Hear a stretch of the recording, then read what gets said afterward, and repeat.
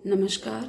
मैं doctor Manjula Upadhyay AP Sen memorial girls degree college में associate professor हूँ डिपार्टमेंट ऑफ इकोनॉमिक्स में और एपीवीपी लखनऊ महानगर इकाई की उपाध्यक्ष हूँ। इस संदर्भ में आज की जो आपदा की स्थिति है उसमें हम इस विषय को लेंगे कि इसमें भारतीय दृष्टि क्या हो सकती है, हम इससे क्या लेसन्स सीख सकते हैं इसके परिप्रेक्ष्य में। तो सबसे पहली बात तो मैं इंगित करना चाहूँगी कि मैं 3 भारतीय चिंतकों को लेकर चलूँगी। सबसे पहले जेके मेहता जी की थ्योरी ऑफ वांटलेसनेस है, आवश्यकता विहीनता का सिद्धांत है। फिर जो हमारे दीनदयाल उपाध्याय जी हैं उनकी क्या विचारधारा है, गांधी जी की क्या विचारधारा है और इसको हम आज के संदर्भ में कैसे कुछ जगहों पर हम प्रासंगिक पाते हैं। हमने शायद विकास का गलत मॉडल ही चुन लिया है जिसकी वजह से हम इन समस्याओं से रूबरू हो रहे हैं और कोरोना वायरस उसका एक बहुत छोटा सा ही अंश है जो कि विश्व इस आपदा में फंसा हुआ है। तो आज की दृष्टि में हमें ये देखना पड़ेगा कि क्या विकसित देश जो विकास की परिभाषा का मानदंड हमारे लिए रखते हैं तो क्या हमें उसी पर कदम ताल करते हुए चलना है कि हमें अपना कोई एक खुद का स्वयं का विकास का मॉडल निर्मित करना है। अगर हम विश्व गुरु बनना चाहते हैं तो हमें दूसरे के लिए, आगे विश्व के लिए एक लीडर के रूप में काम करना है कि लोग हमें फॉलो करें। और क्योंकि हमें ये प्रूफ करना है कि आप आंतरिक एक इनवर्ड स्ट्रेटजी अगर आप अपनाते हैं तो उससे ही आप देश को ग्लोबलाइजेशन के दुष्प्रभावों से भी बचा सकते हैं। तो सबसे पहले हम लेंगे जेके मेहता की आवश्यकता विहीनता की सिचुएशन। आज हम 12-14 दिन के करीब लॉकडाउन में हम सभी लोग हैं। कुछ लोग फंसा महसूस कर रहे हैं, कुछ लोग सोच रहे हैं कि हम अपनी ही जान जोखिम में ना जाने पाए, इससे बचने के लिए सरकार का सहयोग कर रहे हैं और कुछ लोग को लग रहा है कि बड़ा ज़बरदस्ती उनसे कुछ कराया जा रहा है। पर ले देकर यही है कि विश्व भर में हमारी सरकार की इस बात की तारीफ हो रही है कि किस तरीके से हमने इस सिचुएशन को हमारी सरकार ने संभाला है। बस थोड़ी बहुत कुछ वर्ग हैं जिनकी वजह से कुछ प्रॉब्लम्स क्रिएट हुई हैं और हम आशा करते हैं कि ये समस्या जल्दी ही सुलट जाएगी और हम इससे बहुत बड़ा सबक लेंगे और आगे हम जो अभी तक हमारे यहाँ चली आ रही थी विकास की अवधारणा उससे हम थोड़ा सा हटकर सोचेंगे और इंडिविजुअल लेवल पे भी हमें, आपको, हमारे एबीवीपी के लोगों को ये चीज़ें समझनी हैं और लोगों तक पहुंचानी है क्योंकि ये नॉर्मल लोग नहीं सोच सकते, एक पढ़ा लिखा वर्ग ही सोच सकता है। और पढ़े लिखे वर्ग में भी जो अपने स्वार्थ में लिप्त होकर हर चीज़ का सिर्फ विरोध करने के लिए विरोध ना कर रहे हों, उनकी बात मैं नहीं कर रही हूँ, पर जो शिक्षा है आपको या नॉलेज जो है आपको, जो आपकी अंतर्दृष्टि को खोले और आप अपने स्वार्थों से ऊपर उठकर सोचें, ऐसी बातें हमें अब सोचने का समय आ गया है। जिससे कि हम स्पिरिचुअलिज्म से जोड़ के देखें तो थोड़ा स्पिरिचुअलिस्टिक होने की भी ज़रूरत है। कोई हमें चाहे जितना भी रूढ़वादी कहने की कोशिश करे, क्योंकि हम शायद रूढ़वादी हैं या थे और जो है हम कुछ चीज़ें मान लेते हैं। जैसे अगर हम सरकार की बात मान रहे हैं और अगर हम उससे सेफ हैं और हमारी विश्व लेवल पे उस चीज़ की तारीफ हो रही है तो ठीक है। अगर हम ऐसी रूढ़वादिता अपना रहे हैं तो ये हमारे लिए ठीक है कि हम किसी का अनुसरण कर रहे हैं, भले हम चाहे जितने पढ़े लिखे ना हो। यही समझदारी है। शिक्षा और नॉलेज दोनों में यही एक बहुत बड़ा फर्क है कि सही क्या है और गलत क्या है, इसका हमें ज्ञान होना चाहिए। तो जब हम जेके मेहता की आवश्यकता विहीनता की कंसेप्ट को हम लेते हैं तो उनका कहना ये था कि जब हम किसी चीज़ का उपभोग करते हैं तो वो हमारी ज़रूरत है अगर, तब तो वो हमें हमारे लिए हमको सुख भी दे रहा है, हमारी आवश्यकता की पूर्ति भी कर रहा है। पर क्या उससे हमें कोई पेन नहीं होता। जैसे ही कोई आवश्यकता क्रिएट होती है, उसको पाने के लिए हमारे मन में उसके प्रति जो तीव्र इच्छा उत्पन्न होती है, जब तक वो हमें प्राप्त नहीं हो जाती, वो हमें पेन देती है, हमें कष्ट देती है। उस कष्ट से निजात हमें लगता है कि हमें मिल गया, जैसे ही हमारी वो इच्छा की पूर्ति हो जाती है हम उसे पा लेते हैं। पर फिर क्या होता है, फिर एक नई इच्छा क्रिएट हो जाती है और ऐसे ही अनंत असीमित इच्छाएं जो है हमारी चलती रहती हैं। हमारी एक मांग के बाद दूसरी मांग, दूसरी के बाद तीसरी, और ऐसी अनंत मांगे हमारी उत्पन्न होती ही रहती हैं। तो हम कहाँ जा रहे हैं? क्या ये हमारा कष्ट कभी फिर खत्म होने वाला है? नहीं। और ये उपभोक्तावाद जो है वो इसी कष्ट को और बढ़ाता है। अब वो किस माध्यम से बढ़ा रहा है? वो प्रदर्शन प्रभाव के माध्यम से बढ़ा रहा है। वो प्रोड्यूसर के लेवल पे ये तय करता है कि वो कितना ज़्यादा से ज़्यादा प्रोडक्शन करे और कितना ज़्यादा से ज़्यादा प्रॉफिट कमाए, और एथिक्स की कोई बात नहीं कर रहे हैं। फिर उसी तरीके से जो उपभोक्ता है वो ज़्यादा से ज़्यादा कंजम्पशन करे, उसको लगता है वही मेरे को सबसे ज़्यादा संतोष देगा, तो वो आपकी कुछ आवश्यकताओं की पूर्ति कर देगा। आपकी लालच की पूर्ति हो सकता है थोड़े समय के लिए कर दे रहा हो, पर फिर कुछ ही समय बाद फिर से वो एक नई समस्या आपके सामने खड़ी नजर ही आएगी। जैसे एक हम सप्तशती, दुर्गा सप्तशती में पढ़ते हैं कि एक रक्त बीज की तरह है हमारी आवश्यकताएं, कि हम एक आवश्यकता क्रिएट होती है और उसको सेटिस्फाई कर लेते हैं तो दूसरी फिर क्रिएट हो जाती है और उसका कभी ऐसा लगता है कि खात्मा ही नहीं होता। तो उसका खात्मा कैसे हो सकता है? और उसका खात्मा इस तरीके से हो सकता है, जेके मेहता जी के संदर्भ में अगर हम देखें तो वो कहते हैं कि हमें अपने रैशनैलिटी से ये सोचना पड़ेगा कि हमने अपनी आवश्यकताओं की एक अपर लिमिट तय करनी पड़ेगी, और वो जब अपर लिमिट हम एक तय कर लेंगे तो हम ये बहुत सारी समस्याओं से फ्री हो सकते हैं। जैसे कि भ्रष्टाचार क्यों उत्पन्न हो रहा है? क्योंकि हमारी भूख ही शांत नहीं हो रही है, और जिस दिन हम अपनी इस भूख की एक लिमिट सेट कर लेंगे कि नहीं हमें इससे ज़्यादा नहीं चाहिए, तो भ्रष्टाचार भी अपने आप कम हो जाएगा। जो उपभोग पर इतना ज़्यादा अनावश्यक दबाव है वो भी कम हो जाएगा। जो सामाजिक और आर्थिक इतनी ज़्यादा असमानता है वो भी कम हो जाएगा, क्योंकि संसाधन तो सीमित हैं, और अगर कुछ ही लोग उस पर कब्जा जमाए बैठे रहेंगे तो और लोगों को वो संसाधन कहाँ से प्राप्त होगा? और लोगों को वो संसाधन उस मात्रा में नहीं मिल पाएंगे। सबको संसाधन समान रूप से मिल पाए, इसके लिए जिसके पास है अधिक उसको त्याग करना पड़ेगा, उसको एक ऐसी स्थिति में आना पड़ेगा, अपने आप को लाना पड़ेगा। He should train himself to be in a position of wantlessness. ये एक पढ़ा लिखा व्यक्ति ये अपने अंदर भावना ला सकता है, वो अपने आप को ट्रेन करना पड़ेगा। ये इतना आसान नहीं है, क्योंकि मनुष्य के अंदर बेसिकली एक लालच होता ही है। उस लालच को कंट्रोल करना बहुत ज़रूरी है। और हमने बचपन से भी सुना है कि संतोषम परमम सुखम, लालच बुरी बला है। पर क्या हम इन सारी चीज़ों को, अपने एथिक्स को, अपने जो मॉरल वैल्यूज़ थे हम लोग को बचपन से सिखाए गए, हमने उनकी तिलांजलि नहीं दे दी है। और शायद इसी वजह से इस तरीके की विकट समस्याएं उत्पन्न हो रही हैं कि जो विकसित देश हैं, ये बहुत डेवलप्ड आप कह रहे हैं उनको, वो भी आज इस समस्या में घिर चुके हैं, क्योंकि उन्होंने अपनी भूख को इतना अनंत कर लिया था कि अपने इन्वायरमेंट पे, अपने दूसरों की चीज़ों को कब्जा के जमाने के, एक आधिपत्य स्थापित करने के चक्कर में एक ये इकोनॉमिक वॉर टाइप का भी चल रहा है। आप इसको इनडायरेक्ट वे में देखिएगा, आगे चल के ये स्टडीज़ आएंगी कि एक तरीके से ये इकोनॉमिक वॉर भी है। और फिर ये इकोनॉमिक वॉर के आगे क्या रिपरकशंस होंगे ये तो आगे की बात है। पर आज की स्थिति में ये है कि ये दिख रहा है कि सब अपनी सत्ता को आदि और बढ़ाने के लिए, कॉन्कर करने के लिए, अपने आप को सुप्रीम दिखाने के लिए इस तरीके की हरकतें कर रहे हैं। अगर माना जाए तो जैसा चीन पे आक्षेप लग रहा है, अगर वो सही है कि उसने इस तरीके की समस्या क्रिएट की है, बायोलॉजिकल वेपन क्रिएट किया है, उसकी लैब्स में ही ये एक चाहे विलिंगली या अनविलिंगली क्रिएट हुई है, पर इसने पूरे विश्व को हिला के रख दिया है और इस चाइना को भी एक संदेह के घेरे में ला दिया है। तो ये तो जब हम इस विपदा से उबर जाएंगे, जो अपने आप को बहुत शक्तिशाली समझते हैं, उसके बाद ही इसका हल निकलेगा होगा कि इसका और विकराल रूप होगा, ये तो आगे देखने की बात है। पर ये क्यों हुआ? क्योंकि हमने अपनी आवश्यकताओं को अनंत कर रखा है, और वो आवश्यकता हमारी, हम मानते ही नहीं कि वो पूरी हो सकती है, और वो उसको हम फिर आवश्यकता नहीं, उसको हम लालच या हवस कह सकते हैं, और उसी से हमें मुक्ति पानी है।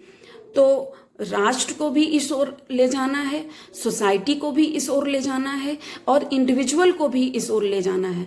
और अगर हम एक एक इंडिविजुअल जिससे सोसाइटी बनी है, अगर इस दिशा में काम करते हैं, आवश्यकता विहीनता की स्थिति में हम आते हैं, तो जो हमारे संसाधन हैं उन पर दबाव कम होगा, और हमारे जो भ्रष्टाचार है, लालच है, एक दूसरे की गला काट प्रतियोगिता है, इन सब से जब हम मुक्त होंगे तो एक शांतिपूर्ण माहौल बनेगा देश में, समाज में, राष्ट्र में, और साथ ही साथ पूरे विश्व में। क्योंकि भारत की तो हमेशा ही एक अवधारणा रही है कि वो विश्व के कल्याण के बारे में सोचता है। कभी आप ये नहीं देखेंगे कि भारत ने कहीं आक्रमण करके किसी चतुराई से किसी का कुछ हथिया लिया हो। उसने हमेशा आक्रमण उस पर होते ही रहे हैं। तो इतना भी सीधा बनने की ज़रूरत अब आज के समय में नहीं है, क्योंकि ये हम अगर अपने एपिक्स में देखें, चाहे रामायण हो, चाहे महाभारत हो, चाहे पुराण हो, चाहे इस तरीके के जो भी एपिक्स भी हैं, सब यही सिखाते हैं कि अगर धर्म को स्थापित करने के लिए अगर शस्त्र उठाना पड़े, अगर हमें कठोर कदम उठाने पड़े, तो वो हमें करने पड़ेंगे। ये आवश्यकता विहीनता की संदर्भ जेके मेहता जी के संदर्भ में हो गया। दूसरी चीज ये मिलते जुलते हैं, गांधी जी का भी इससे काफ़ी मिलता जुलता है, क्योंकि गांधी जी भी कहते हैं कि सादा जीवन उच्च विचार, और उन्होंने सिर्फ कहा नहीं, उन्होंने उसको अपने जीवन में शो किया इस चीज़ को कि जो है किस तरीके से सिंपल लाइफ जी सकते हैं हम। और उनका भी यही फोकस था कि संसाधनों पर हमारा आधिपत्य नहीं है, हम अपनी जो ये हमारी प्रकृति हमको दे रही है, ये हमारी ज़रूरतों को पूरा कर सकती है, ये हमारी लालच को पूरा करने के लिए नहीं बनी हुई है, ये हमारी सिर्फ ज़रूरतों को पूरा करने के लिए बनी। जिस दिन हम ये सोच लेंगे तो जो सीमित संसाधन है वो सभी के लिए उपलब्ध होंगे। जैसा कि सेवाग्राम आश्रम था, तो उसके पास जो नदी बहती थी, नदी में से भी गांधी जी का ने एग्जाम्पल सेट किया कि वो नदी से भी पानी बाल्टी में लेके ही उससे नहाते थे, कि मुझे जितनी की ज़रूरत है मुझे सिर्फ उतने ही को ही इस्तेमाल करना है। पेंसिल को भी वो एकदम लास्ट स्टेज तक जितना यूज़ कर सकते थे उतना करते थे। हमारे यहाँ भी ऐसी परंपराएं रही हैं। हम लोग जिस उम्र में हैं, हमने अपने घरों में देखा है कि सीमित संसाधनों में भी बहुत अच्छे से लाइफ हम लोग जीते थे। किसी चीज़ को अंत तक उसका मैक्सिमम यूटिलाइजेशन करके ही हम उसको हटाते थे। पर आज की डेट में हमने अपने टेस्ट से, फैशन से, प्रेफरेंसेस से, लोगों को दिखाने के लिए, डिमॉन्स्ट्रेशन इफेक्ट के लिए इतना ज़्यादा हमने उपभोग को बढ़ा दिया है। और अगर आप देखें तो इस चीज़ की बाढ़ 1991 के बाद आई, जब हमने अपने देश में एकदम से पॉलिसी को चेंज कर दिया। प्राइवेटाइजेशन हो कहें, चाहे ग्लोबलाइजेशन कहें, हमने पूरी अपनी मार्केटाइजेशन कर दिया, अर्थव्यवस्था को खोल दिया विश्व की अर्थव्यवस्था से। तो जब सब कुछ बाजार ही तय कर रहा है तो उसमें ह्यूमन वैल्यूज कहाँ रह जा रही हैं? आप एथिक्स की बात करते रहिए, एथिक्स मानेंगे ही नहीं, क्योंकि उनका मकसद प्रॉफिट मैक्सिमाइजेशन है, और प्रॉफिट मैक्सिमाइजेशन एथिक्स से नहीं अचीव कर सकते हैं। तो इस वजह से बाजारीकरण ने बहुत ही ज़्यादा धक्का पहुंचाया। जो गांधी जी की सोच को कहें हम, चाहे दीनदयाल उपाध्याय जी की सोच को कहें, चाहे हम अपने भारतीय दर्शन संतोषम परमम सुखम की बात करें, और जो जेके मेहता की आवश्यकता विहीनता शून्यता की बात करें, सबके संदर्भ में अगर हम देखें तो हम बहुत दूर निकल आए हैं इन चीज़ों से, और बहुत इसमें वापस जाना मुश्किल जरूर है पर असंभव नहीं है। और हमें सबको ट्रेन करना होगा कि किस तरीके से इस आडंबरों से हमें बच के रहना है, क्योंकि हमारे संसाधनों पे हमें अनावश्यक दबाव नहीं डालना है। जो अभी तक बात हो रही थी कि हमें इतने ट्रिलियन डॉलर की इकॉनमी बनानी है, उतने ट्रिलियन डॉलर की इकॉनमी बनानी है, तो इस मोह माया से हमको थोड़ा सा अपने आप को कंट्रोल करना पड़ेगा, क्योंकि क्या फ़ायदा ऐसी ट्रिलियन इकोनॉमी का जहाँ पर एक तरफ लोग भूखे मर रहे हों और दूसरी तरफ बहुत धनाढ्य लोग भी हों, और वो इस तरीके की समस्या उत्पन्न कर दें कि जो है जिसका हमारे पास सोल्यूशन ही तुरंत हम ना खोज पा रहे हों या एकदम असहाय महसूस कर रहे हों अपने आप को। ये कोरोना तो एक छोटा सा रूप दिखा है इस तरीके से। प्राकृतिक आपदाएं, मनुष्यजन आपदाएं आती ही रहती हैं और इन सबको बस हम डिजास्टर मैनेजमेंट स्किल्स सिखा देते हैं, पर मेन मैनेजमेंट स्किल यही है कि वो भारतीय दर्शन में निहित है कि हमें अपनी आवश्यकताओं को सीमित रखना है, हमें संतोष रखना है, हमें अपने साथियों के साथ भाईचारे के साथ रहना है, उनको सही क्या है गलत क्या है इस चीज़ की पहले तो खुद जानिए और फिर दूसरों को उस चीज़ के लिए ट्रेन करिए। और जो समाज इतना धर्म में, जाति में, इन सब में बटा है, इतना आसान इसलिए लोगों को हो जाता है भड़काने के लिए क्योंकि लोग बटे हुए हैं। अगर बटे नहीं, एकजुट होकर रहें तो ये बहुत ही मुश्किल होगा, और हम एकजुट रहेंगे तो इन ऐसी बहुत विपदाएं आने भी नहीं पाएंगी, और अगर आती भी हैं तो हम उनसे बहुत आसानी से पार पा जाएंगे। तो गांधी जी ने कहा कि हमें लालच बहुत ही एक तरीके से अगर हम अपनी आवश्यकता से ज़्यादा कंज्यूम करते हैं तो वो लालच है, और ये लालच एक तरीके से चोरी की तरह है कि अगर हम दूसरे का हिस्सा मार रहे हैं तो वो भी एक तरीके की चोरी है। तो हमें अपने आप से क्वेश्चन करना होगा कि क्या हम चोरी कर रहे हैं, क्योंकि अगर हमारी जो ज़रूरत है या हमारा जो काम हम कर रहे हैं उससे हमें जो प्राप्त हो रहा है उससे अधिक हम दूसरे का हिस्सा अगर हड़पने की कोशिश कर रहे हैं तो क्या वो चोरी नहीं है। तो इस अगर आईने में हम देखेंगे तो बहुत सारे लोग अपने आप को गुनहगार पाएंगे। तो गांधी जी ने पहले ही साफ ये कह दिया था कि अगर आप दूसरों का हिस्सा ले रहे हैं और जो है अपनी लालच को बढ़ाते ही चले जा रहे हैं तो ये भी एक तरीके की चोरी है। तो इसको कंट्रोल करना ज़रूरी है। तीसरी चीज़ है कि विकेंद्रीकरण की जो नीति गांधी जी ने कही, जिसमें कि उन्होंने विलेजेस को स्ट्रांग बनाने की कोशिश करी और ख़ासतौर पे विलेज रिपब्लिक की बात कही, जिसमें वो इकोनॉमिकली भी इंडिपेंडेंट हो, पॉलिटिकली भी इंडिपेंडेंट हो और सोशली भी इंडिपेंडेंट हो। बाहर से जो पार्टीज आके चुनाव लड़ती हैं, ये कंसेप्ट गांधी जी के डिसेंट्रलाइजेशन का नहीं है, ये एकदम क्लियर हो जाना चाहिए। क्योंकि वो जो पंच परमेश्वर वाली बात थी कि वहीं से लोग जो आप कह सकते हैं कि अनुभव शाली लोग हैं वो जो जजमेंट देते हैं वहाँ पे उस तरीके की बातें मान ली जाएं, तो इस तरीके की व्यवस्था जस्टिस के लिए भी वो कहते हैं। और साथ ही साथ विलेज इकोनॉमी की अगर हम बात करें तो जहाँ के जो लोकल संसाधन हों उन्हीं संसाधनों के आधार पर रिसोर्सेज बने और उसका कंजम्पशन हो और सभी को रोजगार मिले।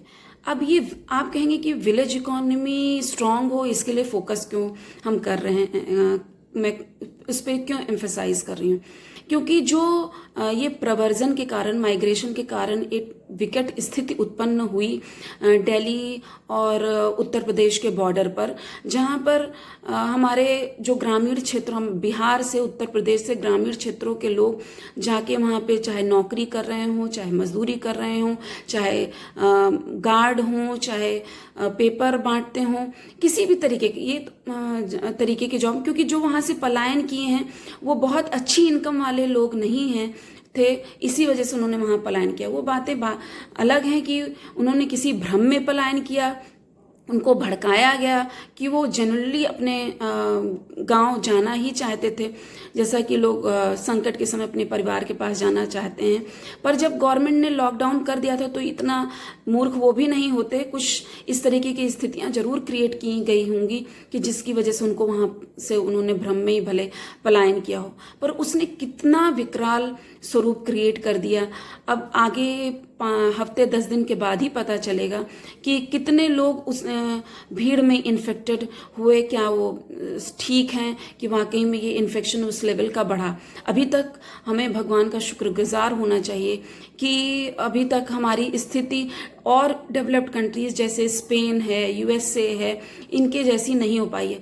मैंने देखा कि कुछ लोग क्वेश्चंस रेज कर रहे हैं कि हमारी मेडिकल सुविधाएं उतनी अच्छी नहीं हैं, हमारे पास मास्क नहीं है, हमारे पास ये नहीं है। किसी पे भी अंगुली उठाना बहुत ही आसान होता है, पर जो है सरकार लगातार प्रयास कर रही है। और अगर हमारे पास ये सारे संसाधन होते तो क्या अमेरिका के पास नहीं है, क्या ये स्पेन के पास नहीं है, क्या ये फ्रांस के पास नहीं है, क्या ब्रिटेन के पास नहीं है? संसाधन सभी के पास हैं, क्योंकि ये डेवलप्ड कंट्रीज हैं। उसके बावजूद वहाँ देखिए कि इन्फेक्शन कितनी तेजी से फैला है, कितने लोग इससे ग्रसित हैं और कितने लोगों की मृत्यु हो चुकी है, जो कि कभी भी इन कंट्रीज ने अपने बारे में सोचा भी नहीं होगा कि हमको भी कोई इस तरीके से एकदम से झुका सकता है कि हम एकदम से नतमस्तक हो जाएंगे। वहाँ के बड़े बड़े लीडर्स के चेहरे इस समय उड़े हुए हैं। भगवान न करे ये हमारे यहाँ स्थिति उत्पन्न हो। और बहुत टाइमली हमारे यहाँ लॉकडाउन का निर्णय लिया गया, और शायद ये कंट्रोल इसी वजह से बना हुआ है कि उसको आप ईश्वरीय प्रेरणा भी कह सकते हैं, पर मानवीय सही डिसीजन लेना भी टाइमली कह सकते हैं हमारे प्रधानमंत्री नरेंद्र मोदी जी के द्वारा। कि और जो भी जनता है जिसने कोऑपरेट किया है उसको भी आज जैसे प्राइम मिनिस्टर हमारे प्रधानमंत्री जी, उन्होंने सबको धन्यवाद ज्ञापित किया है कि जो लोग सहयोग कर रहे हैं, किसी भी रूप में सहयोग कर रहे हैं, सबको धन्यवाद। क्योंकि धन्यवाद भी ज्ञापित करना है, पर इसमें जिन लोगों ने बहुत ही गैर जिम्मेदाराना रवैया अपनाया है, मेरा कहना यह है कि जब हम इस स्थिति से निपट लेते हैं 1-2 महीने के बाद, तो उनको दंडात्मक कार्रवाई भी उनके खिलाफ होनी चाहिए। क्योंकि जब दिशा निर्देश देने के बाद भी अगर आप गवर्नमेंट रूल्स को फॉलो नहीं कर रहे हैं और अपनी जान के साथ साथ दूसरे की जान को जोखिम में डाल रहे हैं, तो आप एक तरीके से अटेम्प्ट टू मर्डर के ही दोषी, मुझे तो लगता है कि उसी पल्ले में आपको तौलना चाहिए। और दंड, गलत काम के लिए दंड देना और सही काम के लिए प्रोत्साहित करना, यही राजा का धर्म होता है। और ये धर्म मैं आशा करती हूँ कि निभाया जाए। स्वास्थ्य सुविधाओं के संदर्भ में हमको एक होलिस्टिक अप्रोच अपनाने की ज़रूरत है, जिसमें आयुर्वेदिक, प्राकृतिक व्यवस्थाएं, योग, सबको इंक्लूड करते हुए किस तरीके से अपनी इम्यूनिटी सिस्टम को स्ट्रॉन्ग करना है, इस तरीके के अप्रोचेस को अपनाना है। क्योंकि इस वायरस को भी देखा गया है कि जिनका इम्यूनिटी सिस्टम स्ट्रॉन्ग है उनको उतना ज़्यादा इफ़ेक्ट नहीं कर पा रहा है। तो गांधी जी का भी अगर हम दर्शन देखें तो वो भी प्राकृतिक चिकित्सा पर, प्राकृतिक उपयोगों पर बहुत ज़्यादा बल देते थे। उन्होंने उसके बहुत सारे एक्सपेरिमेंट्स किए फील्ड लेवल पे, जैसे गांव में जाकर, और उसके कई लोगों को ठीक भी किया। वो एज अ हॉबी उन्होंने किया था।